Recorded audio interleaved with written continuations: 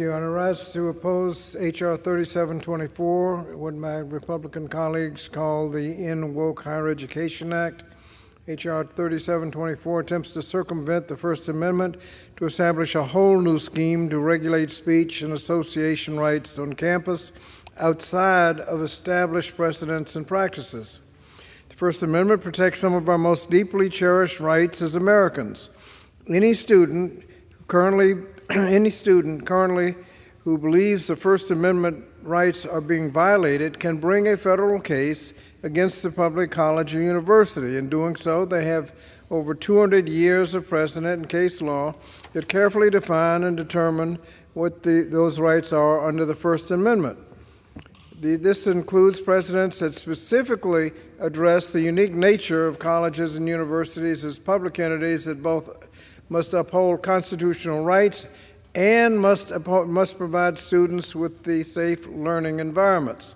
But with today's bill, the majority would have us throw out all of the centuries of case law and replace it with a hastily drafted substitute that claims to remove barriers that limit constitutional rights.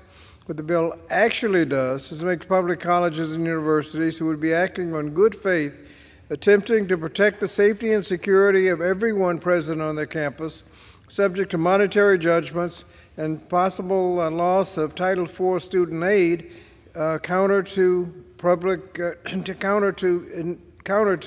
Supreme Court precedent. In so doing, my colleagues who purport to favor limited government are micromanaging how colleges and universities must handle their internal governance processes. Another one of the harmful, misguided policies contained in the bill creates a license for religious student organizations at public institutions to discriminate against LGBTQ+ and other students by allowing these organizations to avoid non-discrimination requirements that apply to all other student clubs funded by student activity fees. Student groups are essentially part of the college experience, but if this bill becomes law, minority students would be forced to subsidize student groups that discriminate against them. In addition to micromanaging how college campuses dispute the First Amendment cases, this bill would undermine the legitimacy of the college accreditation process. For decades, federally recognized accreditors have served as one-third of the oversight triad of the U.S. higher education system, along with states and the federal government.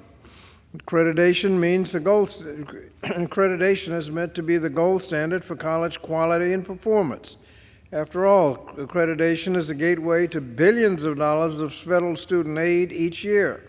And I recognize that accreditation systems need improvement, but unfortunately, H.R. 3724 does not make constructive reforms. Rather, it is a baseless attempt to inject culture wars into an ever-important accreditation process. For example, the, quote, prohibition on litmus tests invites additional federal oversight into the accreditation process. Under this bill, accreditors may not assess a school's commitment to any, quote, ideology, belief, or viewpoint. The majority complains that this will prevent a school from losing accreditation if they do not have a diversity, equity, and inclusion office. The reality is that there's no evidence that that's happening. There are, conversely, several examples of state officials pressuring schools not to teach certain classes or whole subjects that they believe cross the line between academic pursuit and ideological beliefs. That's why the bill is so dangerous. For example, under this bill, the Department of Education could potentially revoke an accreditor's recognition if that accreditor required science programs to teach evolution. And if the accreditor said, no, you got to teach, if it's science, you got to teach evolution, the department could potentially revoke the accreditation. Suggesting that such standards were an attempt to force a university to commit to a specific partisan, political, or ideological viewpoint or belief.